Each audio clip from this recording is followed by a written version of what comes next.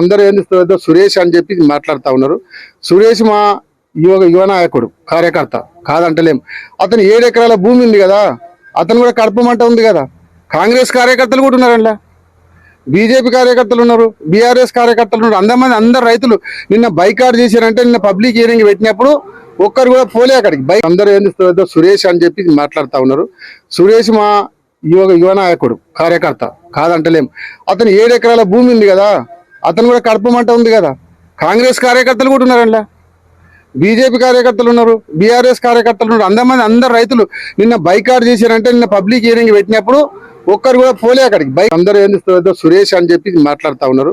సురేష్ మా యువ నాయకుడు, కార్యకర్త కాదంటలేం.